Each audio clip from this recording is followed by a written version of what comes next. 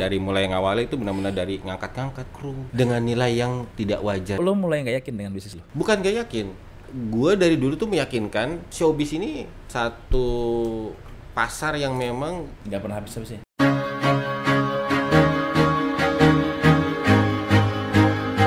Om duduknya udah enak belum? udah emang Udah oke. masuk ya. Masuk. Soalnya kemarin tuh Om Hadi nggak masuk tuh. Oke, mulai. Dam. Assalamualaikum kawan Aswara. Ketemu lagi dengan saya Handopo. Gue di sini panggilnya Handopo bukan Popo. Kalau Popo itu yang udah kenal banget. Tapi kalau yang kenalnya baru-baru panggilnya Handopo. Kalau klien tuh kebanyakan manggilnya Handopo. Tapi kalau klien yang udah deket banget manggilnya pasti Popo. Ini ada Om Risat ya. Ya.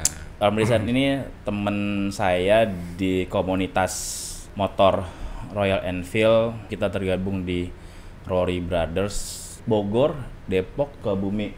Bekasi jangan lupa. Bekasi enggak? Bekasi chapternya beda. Oh, chapter beda. Gue bilang lu salah chapter. Salah chapter. Lu kan Keranggan. Iya. Keranggan itu Bekasi ya? Bekasi sebenarnya Nah, masuknya. harusnya lu masuk Bekasi. Keranggan lu kayaknya salah chapter. Nah, tapi suka dengan nama brother. Soalnya Oh, sama. Ini Ini nama lu usahanya brother Brothers. juga, iya. Ini bisnis lo apa? Bisnis gua itu di rental event, di audio, di lighting system, di kabel protector. Iya, itu kan di grup kita tuh lu kirim tuh. Lu ada podcast sama Cing Abdel kan. Iya.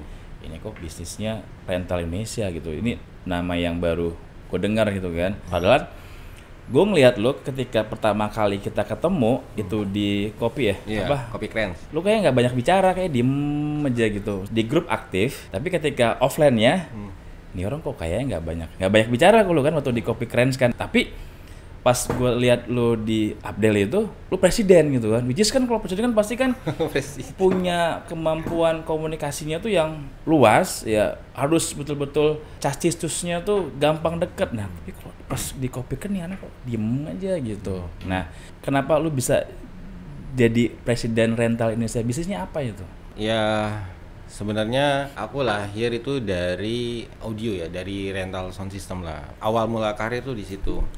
Jadi dulu sempat bekerja. Oh, itu dulu bekerja ya, bukan bisnis dulu ya? Bukan, Rintisnya masih gitu. tetap bekerja. Belajarnya di situ ya? Iya betul. Tempat mau kuliah, tetapi ada tawaran pekerjaan, ya langsung bekerja. Terus ada, mungkin sekarang udah jadi saudara ya, aku anggap jadi kakak sendiri. Gitu nyemplungin aku loh ke dunia audio, tentang dunia seni musik lah, studio lah kan. Awal mula taruh dulu di studio. Kurang lebih sekitar 3 tahun tuh. Dari yang udah ya boleh bilang settle lah ya, mapan gitu kan. Terus masuk ke dunia baru karena kebetulan suka musik. Akhirnya masuk. Oh, anak band juga tuh gimana? Iya, ngeband kan dulu kan harus gitu. Emang tahapannya emang gitu. Oke. Jadi anak band yang nggak bisa naik-naik jadi Nah, audionya itu, aja gitu. Iya, ikut festival band kan, dari satu festival ke festival kan. Ya udah, itu kan bagian dari experience yang memang kita harus lewatin prosesnya. Proses hidup. Sampai akhirnya dimasukin ke dalam dunia teknis. Waktu itu suruh pilih antara recording atau live waktu itu. Recording itu yang lebih di studio. Digital recording, ya, di studio. Terus broadcastnya yang kita lihat di TV. Kalau live tuh yang open itu ya. Yang hari itu juga, jam itu juga ada acara event-event lah gitu. Masuklah di situ, udah mulai belajar kecemplung, ya udah. Sampai sekarang gitu loh, dari mulai yang awalnya itu benar-benar dari ngangkat-ngangkat kru gitu. Nah, ini menariknya nih. Berarti lo ada perjuangan dari nolnya, bukan tiba-tiba jadi sesuatu gitu, enggak ya? Benar-benar dari nol. Itu berapa lama prosesnya Om? Dari lo tadi lo bilang lo cerita lo jadi bagian kru ngangkat-ngangkat, akhirnya lo bisa sampai di posisi ini. Ngomongin lucu dan bodoh ya, berarti ngomongin proses gitu ya. Dari pertama kali masuk itu dicemplungin sampai ketemu kliknya, oh yang namanya sound itu kayak begini, itu 5 tahun. Oke, terus? Semenjak itu baru cari jam terbang, coba untuk belajar jadi operator, mau tahu tentang dunia audio lebih dalam lagi. Berarti semuanya lo kuasain nih? Iya, khusus untuk live ya, belum merambah ke recording saat itu. Terus masuk dari satu company ke company lain. Kerja as a freelancer gitu lah. Sampai ngikut jadi operator artis waktu itu. Soulja, KMC, Minoru, terus Drive, Wali, Zigas waktu itu. Ya? Lumayan banyak waktu itu. Terus Pasto waktu itu masuk. Terus mau sampai kapan kayak begini? Akhirnya kita punya tongkrongan. Mereka juga suka kan audio. Kenapa nggak kita bikin company industri? Iya, kita bikin company. Ini bisa jadi motivasi buat teman-teman ya. Kalau sekarang nih kita bicara anak-anak milenial, kan mereka tuh nggak sabar dengan proses. Nah ternyata nih gue ketemu lagi dengan orang yang proses dari awal hingga akhirnya dia bisa jadi punya usaha sendiri gitu. Tapi awalnya tetap belajar dulu sama orang lain, bekerja dulu, nyerap dulu ilmunya, baru sampai di titik lo yakin, kayaknya gue mesti buat usaha sendiri gitu kan. Nah gimana akhirnya sama teman-teman ngumpul nih? Ngumpulnya karena gini, terkadang dalam satu bisnis itu kecenderungan untuk menjalani sebuah komitmen seiring waktu itu pasti akan kendor. Nah kita punya masalah dengan itu. Jadi yang diorder apa, yang datangnya apa, ya kan menyulitkan kita yang ada di lapangan. Ya udah, kenapa nggak kita bikin aja sih perusahaan? Tapi masing-masing dari kita benar-benar nggak punya uang. Kita cuma punya keinginan, ide, skill. Iya, uang nggak punya. Nah itu dia. Kadang orang gini, banyak kendala yang gue temuin orang-orang itu. Identitasnya pengusaha itu, orang mau jadi pengusaha pasti punya modal. Gue pernah ada di kayak seminar gitu, gue sampaikan, bisnis itu nggak selamanya harus punya uang, nggak selamanya harus punya ide. Tapi bagaimana mengkawinkan dua ini? Lo punya ide, cari orang yang punya uang untuk beli ide lo, untuk bisa percaya sama konsep ide lo jalankan. Lo punya uang, nggak punya ide, cari orang yang punya ide yang lo kira-kira oke nih. Lo beli ide dia, lo invest di situ. Lo kan tadi bilang lo dan tim-tim lo tuh nggak punya uang tapi punya ide, punya skill. Betul. Nah bagaimana mendapatkan uang? Pasti butuh modal ujung-ujungnya kan. Nah itu bagaimana Umumnya ya kemarin tuh akhirnya kita harus mencari seorang investor atau minimal orang yang mau mengerti akan bisnis ini seperti apa. Meskipun ini bisnis tersier yang kalau mungkin seorang pengusaha sejati ditawarkan ini mikir kali ini apa sih sebenarnya. Returnnya nggak cepat loh gue. Iya, karena yang namanya audio itu sound system, rental system itu harus 50%-nya ya hobi, nggak mungkin bisa. Depresiasi tinggi banget. Tergantung dari barang apa yang kita beli atau kita provide gitu loh, atau kita investasikan gitu. Nah itu tadi gimana akhirnya lo bisa meyakinkan orang atau siapapun itu namanya untuk bisa invest? Yang pertama kita tawarkan itu adalah sudah ada beberapa link klien lah. Kita mulai itu dari wedding event. Ya itu sebenarnya jarang sekali orang yang melihat itu. Kebanyakan rental company itu akan melihat suatu hal yang besar. Contoh event konser musik gitu, acara besar gitu. Mereka jarang sekali melihat wedding. Dan menurut saya ini satu opportunity yang bagus gitu, karena satu, kita nggak pernah bisa menahan orang untuk menikah.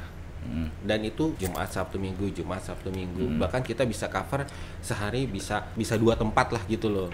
Ya terus dikalikan beberapa gitu. Udah mikirin tentang positioningnya, jadi nggak yang general gitu kan. Ada orang yang dia apa aja diambil.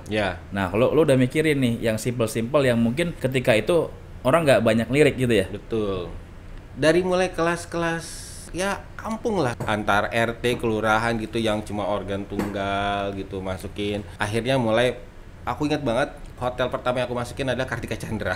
Gede kan? Saat zaman itu ya lumayan, bagus gitu loh. Kita mikir kok yang biasa kita main di yang rumah-rumahan kampung gitu terus masuk kayak begitu, ini suatu hal yang baru gitu, pakai sendal jepit gomelin segala macam. Tapi alatnya masih alat kampung. Alatnya ya apa saat itu memang belum upgrade? Belum upgrade. Masih yang sangat sederhana sekali. Waktu itu masih pakai PP SP2G, PP SP4XT. Wah, itu zaman jadul banget lah. Masih analog segala macem gitu. Masih ngakalin lah, banyak ngakalin lah. Titik lo yakin sama teman-teman lo ini bakal bisa besar? Ya, saat itu sudah mulai tahu. Awalnya gini, ada acara RT atau RW gitu ya. Kita mau masuk dengan barang kita yang apa adanya, barang studio, kelas studio lah. Tiba-tiba di bidding dengan orang yang masukin dengan brand yang mungkin udah ada nama. Ibaratnya yang satu mobil Cina, yang satu lagi mobil kelas Eropa gitu loh. Tapi kita pede gitu loh. Kita cuma bisa jamin, oh ini bagus, nyaman kok, bagus kok gitu.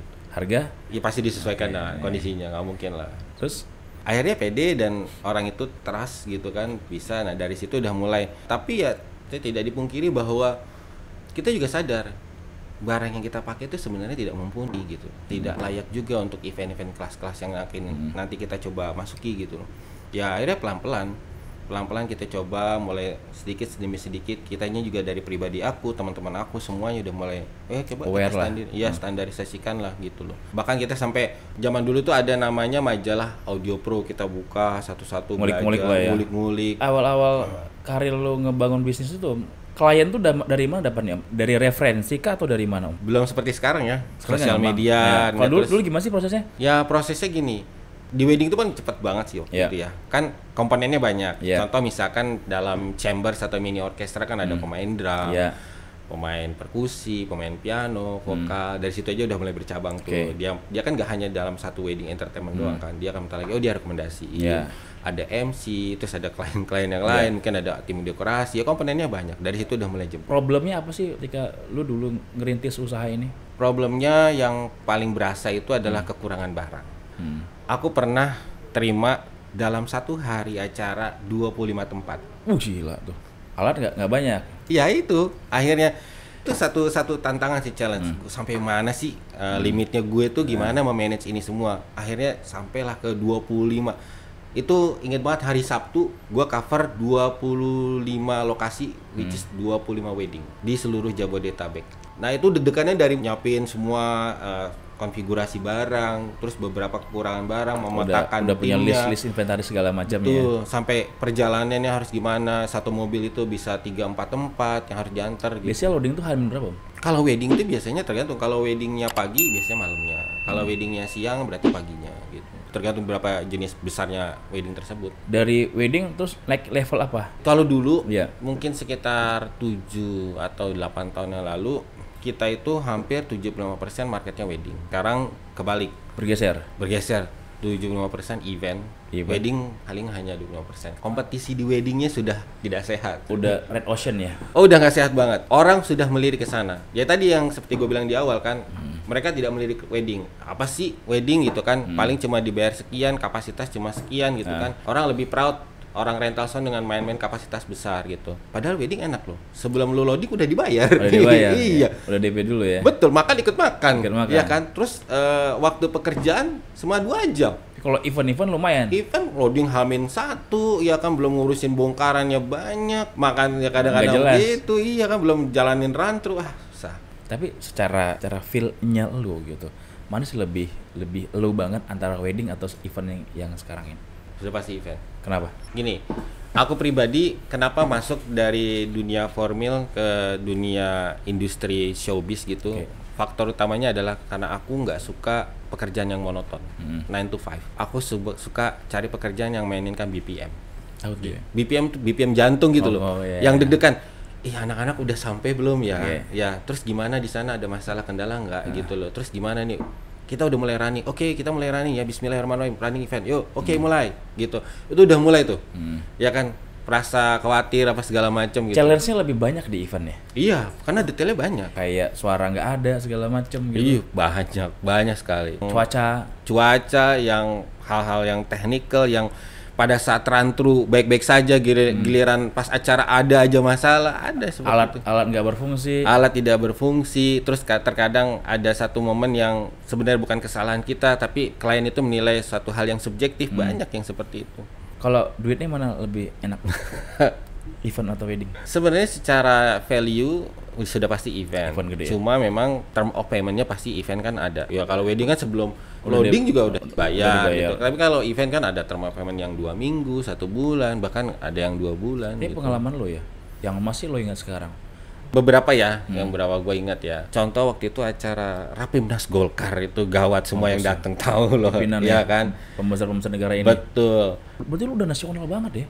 Gila ya. Dulu malah kita kontrak sama Kementerian Agraria waktu itu. Program Jokowi, sertifikat pembagian sertifikat tanah untuk rakyat. Sebentar deh, gue potong. Dari lo kelas RT sampai kelas nasional butuh berapa tahun perjuangannya? Sekitar 15 tahun. Sekarang gue udah 20 tahun. Lu kalau nggak punya komitmen selesai tuh ya? Iya. Udah selesai. Makanya tadi gue ngomong gue kayaknya agak-agak gimana sekarang di event gitu loh. Oke. Terus tadi gimana Rapimnas Golkar saat itu sudah menggunakan teknologi digital mixing console ya kan. Ada satu penghantar ya itu kan pengantar secara digital bukan analog lagi kan. Saat itu regulasinya adalah kita nggak boleh di atas naruh sinyal flow, tapi di bawah. Nah, tetapi yang kita taruh itu adalah jalur akses semua hotel untuk servicing makanan gitu loh. Jadi lama-lama kelindes. Kebayang dong semua petinggi-petinggi Golkar, which is ada yang menteri, ada yang ya tahulah ya partai kan, ya kan. Kalau ngomong putus, wah ada keringet dingin itu rasanya itu. Wah itu parah itu. Sebenarnya kita sudah ngomong dari awal, ini apa nggak sebaiknya di cover, apa nggak sebaiknya begini. Waktu itu udah ngomong. Tapi kan ya terkadang gitu, klien juga punya kebijakan policy sendiri untuk itu kan. Untungnya bukan acara sehari, jadi setelah itu ya kita perbaiki. Di bisnis lo ini pasca Covid bakal bagus nggak sih? Mungkin kita diskusi secara dasar dulu. Sebenarnya manusia itu adalah makhluk sosial, which is dia butuh sekali yang namanya bicara, berteman, hiburan. Nah, orang melihat bahwa industri kita showbiz itu adalah industri yang tersier, bukan yang primer. Benar. Tapi sejatinya sebenarnya kita adalah bisnis yang primer loh. Tapi dalam konteks tertentu ya. Contoh, Om Popo balik rumah dalam kondisi capek. Ya kan, lepas sepatu, buka baju, pegang remote TV, nonton, ada berita. Itu kan bagian dari yang kita butuhkan sebagai manusia. Nah, itulah sejatinya bisnis ini gitu loh. Kita tidak kenal hari, tahun, bulan, musim. Kuenya itu, dan kesempatannya itu sangat besar sekali sebenarnya. Cuma memang belum tereksplor banget gitu. Kenapa tuh? Ya faktornya banyak ya, sekarang regulasi dari pemerintah juga, terus juga standarisasi dari teman-teman juga yang memang belum bisa diseragamkan gitu. Pasti kan dampaknya besar banget nih. Bisnis lo itu kan yang berhubungan dengan keramaian, which is di masa itu udah nggak boleh lagi. Apa sih yang lo pikirin gitu? Ini bagaimana dengan bisnis gua gitu? Itu masa-masa yang sangat kelam, merubah. Jadi waktu itu gue inget banget di tahun 2019 bulan Desember habis Natal, gue datang ke salah satu senior gue, ngobrol lah di situ. Gue ngomong, kayaknya ini akan berpengaruh loh sama industri kita. Betul, udah preventif nih ya? Udah, karena gue berpikir ya, maksudnya gini, di kita orang rental hampir semua barang itu ngambil dari China, LED, terus tenda. Rigging, part of China. Gue bilang ini pasti akan ada masalah. Gue bilang, itu kan jauh bro.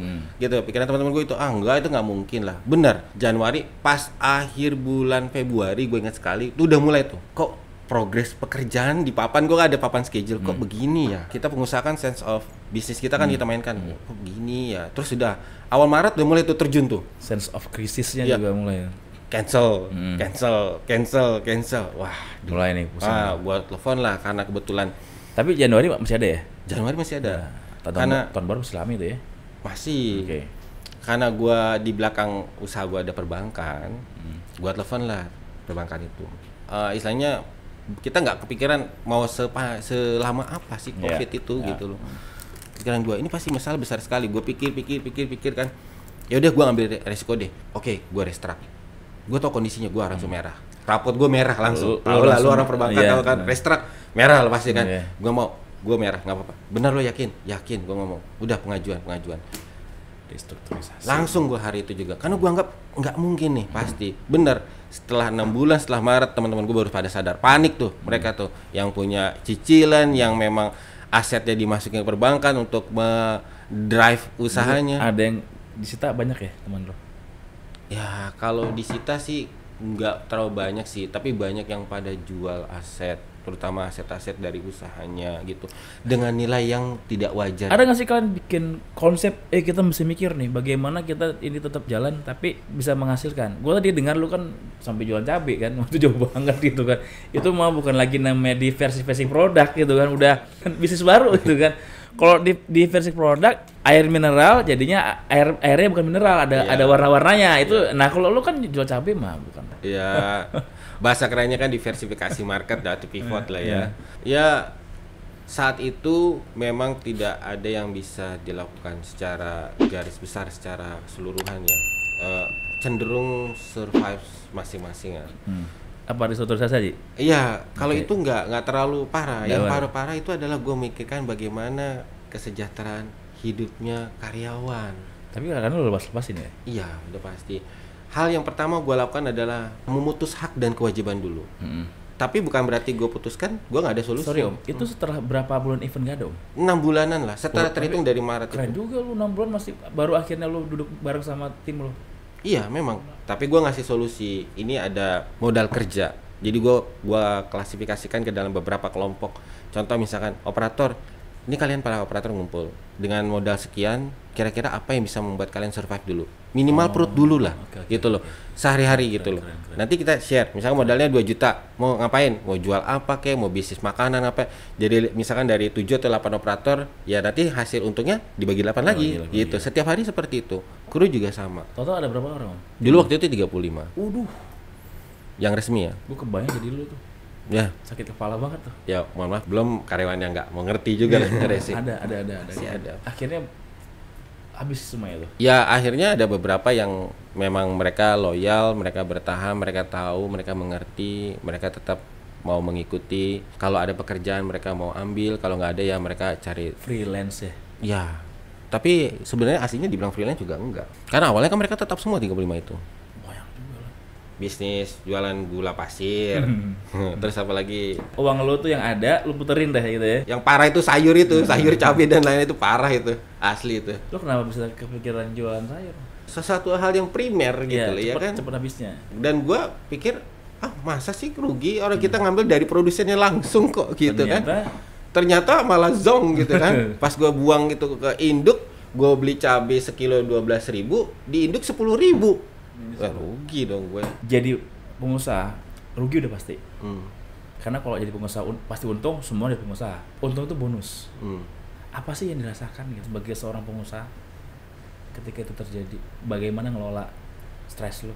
Sebenarnya gini, dari mulai stres banget sampai gue kayak mau putus asa gitu ya. Ini aset, belum juga masalah piutang dan piutang ya kan, piutang masih macet. Orang boro-boro bayar utang.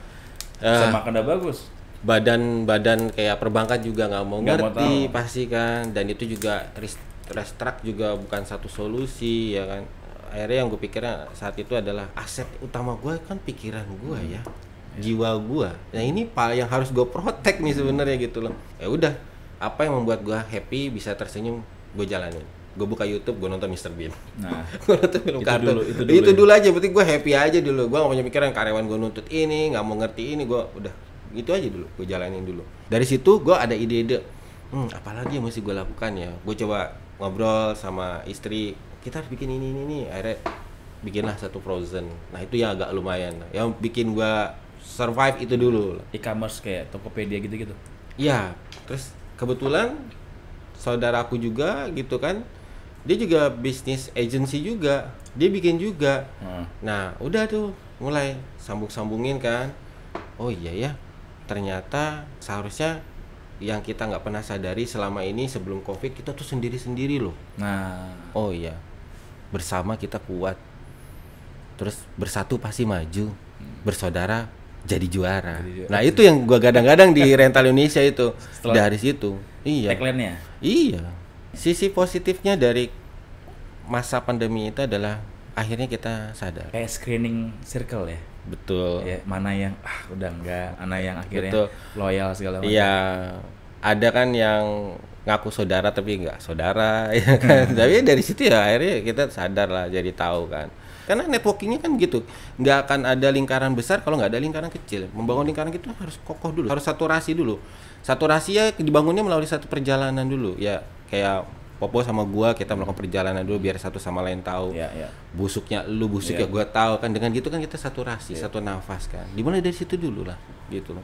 Kapan nih mulai bisnis rental setelah COVID itu mulai bagus lagi, tahun berapa ya? Di masa COVID itu memang ada beberapa lah, 1-2 pasti ada. Memang tidak segencar, fast moving sebelum pandemi gitu loh. Tapi pas awal tahun 2022 udah agak lumayan tuh. Baru kemarin berarti ya? Iya. Ini aja sebenarnya gue udah merasa kayak terhantui oleh keadaan yang dulu pernah gue rasakan di tahun 2019 Desember gue bilang mengenai COVID. Kenapa gitu?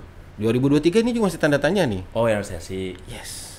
Yang gue tahu dari teman-teman gue sama pengusaha malah lebih gelap daripada COVID. Wah itu dia. Tahun depan tuh pertarungan lebih melelahkan. Kalau COVID ketahuan karena memang ada objeknya. Karena kita dibatasin oleh ruang segala macam. Kalau ini kan memang masalah uangnya. Iya. Yang nggak ada. Orang mikir gitu kan. Kalau kita bicara berita di Inggris sudah banyak banget yang gelandangan. Nah gue kemarin baca di detik.com itu di Inggris ada anak sekolah. Dia tuh pura-pura bawa bekal, terus dia makan di karet, biar dikira temannya dia makan di Inggris. Itu yang jadi kekhawatiran. Dan kita pikir Inggris yang segitu-segitu udah begitu. Iya.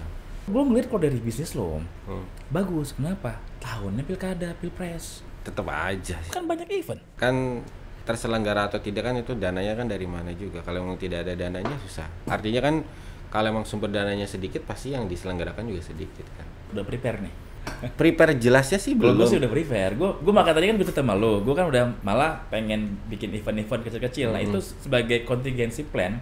Which is kalau bisnis gue ini agak ada trouble. Karena apa? Bisnis gue kan outsourcing. Itu full melihat bagaimana klien gue fit. Gimana penerawangan lo nih? Ya, yang tadi gue jelasin, gue kayak pengen bikin gitu-gituan. Ya kalau mau ya mulainya dari event supplier dulu, jangan event organizer. Event supplier kan gue mesti model alat. Cari yang modalnya sedikit, terus juga artinya kalau memang tidak dipakai barang itu bisa dijual kembali dengan harga yang sama. Dengan harga yang sama? Iya, kurang lebih dengan harga yang sama. Lu aja lihat di depan aja nih bakal suram. Ya itu kan kekhawatiran gue secara personal. Lu kalau gue bilang lu udah expert gitu. 20 tahun tuh udah lebih dari cukup. Lu udah profesional banget gitu. Lu udah bisa buka seminar malah nih gue bilang. 20 tahun. Dong. Iya dong. Aku mah apa tuh? Pelatihan gitu kan. Iya. Yang gue pikirkan adalah gue coba mencari formula-formula bisnis di keranjang telur yang lain gitu. Gue lagi berpikir gitu loh. Apa nih kira-kira? Kita nih kebalikan nih kayaknya. Gue pengen bikin keranjang telur yang di dunia lu pengen cari yang bukan di dunia lu. Karena gue udah merasa bosan, gue udah mulai bosan beneran. Kalau gue selainnya keren aja gitu, kayaknya pakai apa? Pegang hati. Itu gimana? Itu tolong itu. Nah, kayak keren gitu kan ngeliatnya. Ya memang sih itu kan kebanggaan orang-orang event. Gue lagi berpikir gini, nggak mungkin gue menggantungkan kehidupan gue di dalam satu unit usaha saja. Lo mulai nggak yakin dengan bisnis lo? Bukan nggak yakin, gue dari dulu tuh meyakinkan ke semua orang gitu loh. Ini showbiz ini satu pasar yang memang nggak pernah habis-habisnya. Iya nggak pernah, karena ya itu kan sejatinya kan memang manusia itu kan makhluk sosial, butuh hiburan. Tapi lo jenuh? Ya karena gue kan jalanin gitu loh. Gue ngalamin, gue di bisnis ini rutinitas gue itu aja. Gue jenuh, ngerti nggak sih lo? Tapi gue lagi kepikiran, gue lagi nyiapin orang gitu ya untuk menghandle bisnis gue cabut. Artinya gue cari mainan baru gitu. Gue jujur nih, gue mau kursus lagi bahasa Inggris gitu, udah mulai kayak begitu loh, mempersiapkan hal-hal seperti itu lah, cari formula-formula kantong-kantong baru, termasuk motor pun sebenarnya itu adalah bagian dari program gua. Lo masuk ke Rory, lo cari opportunity situ ya? Bukan. Jadi apa? Cari buangan dari tahun 2019 ya Bia, kita udah datang gitu, mau gue pengen jadi anak motor ya, jadi anak nongkrong gitu, chopper-chopperan gitu kan, jadi pengen tahu tentang otomotifnya gitu, bukan linknya dulu, bukan gitu, tapi persaudaranya dulu. Di motor, gue kemarin tuh sempat kepikiran ya bikin kafe, one stop service, ada kafe, ada bengkel. Ya. Gue malah pengen ngejak patungan tuh kalau ada yang mau. Gue kira modelnya sekitar lebih lah, 16 juta lah. Bukan, nggak per orang, nggak 16 juta ini. Kita cari tempat yang, jadi kita nggak sewa tempat om, kita bagi hasil sama dia. Oh. Kan cost paling gede kan sewa tempat, maksud gue gitu. Gue pengen gitu tuh. Gue juga sempat kepikiran itu. Jadi kan kita sudah punya komunitas nih, ya kan? Ya mereka nongkrong di situ, servis di situ, makan di situ, belanja di situ. Tapi harus tempat yang luas. Berarti weekly eventnya kita create juga di situ. Nah iya, yang undang segala, iya serius. Iya. Kita buat. Dari podcast ini kita bisnis bareng. Nah, jadi. Lo mau ikut nggak? Hitungan gua 600 juta cukup. Ayo aja. Ayo, salaman dulu kita gitu. Ya, salaman dulu. Kita baru nih kayaknya nih. Bisnis baru. Bagus itu. Iya. Sekarang kemarin gue liat banyak tuh rumah-rumah kayak dibikin apa ya, pesta-pesta gitu, party-party gitu. Oke nggak tuh ya? Oke dong. Berarti bisnis ini masih bagus ya? Ya itu memang sejatinya kan memang manusia itu kan nggak jauh dari hiburan. Tapi lu suka bisnis dengan memainkan sumber daya manusia lo ya? Iya ya, memang jasa kan. Gue jadi kepikiran nih sebenarnya di industri kita itu juga punya masalah dengan sumber daya manusia. Mungkin lu bisa create itu. Nah, bisa. Nggak 1-2 loh. Di grup gue misalkan ada yang masih punya sisa manpower nggak? Gue masih butuh orang 10, butuh orang 5. Gue bisa menuhin tuh. Bisa ya? Bisa. Bisa kita bungkus nih ya. Bungkus, tenang aja. Pokoknya lu butuh SDM, kita bisa cari. Siap. Ya, mudah-mudahan bagi teman-teman Naswara ada manfaatnya podcast ini, karena tadi kalau yang saya lihat how to survive-nya Om Risa tuh ya, dan bagaimana prosesnya dari awal angkat-angkat barang segala macam sampai akhirnya punya bisnis, terus bisnisnya collapse dan bagaimana handle stresnya, Thank you Om Rizal. Aku boleh titip Oke, suatu silakan. pesan untuk teman-teman saudara-saudara aku di Rental Indonesia atau siapapun kalian yang berkecimpung di dunia industri event. Saya cuma nitip pesan begini. Yang pertama itu adalah bersama kita kuat, bersatu pasti maju, bersaudara jadi juara. Itu yang pertama. Yang kedua adalah pelan-pelan kita sebagai seorang pengusaha coba untuk standar pelayanannya ditingkatkan, standar kualitas barang ditingkatkan, standar manajemennya ditingkatkan, gitu. Standar legalitas usaha itu juga. Jadi problem ya. Oh iya loh, sudah pasti ya.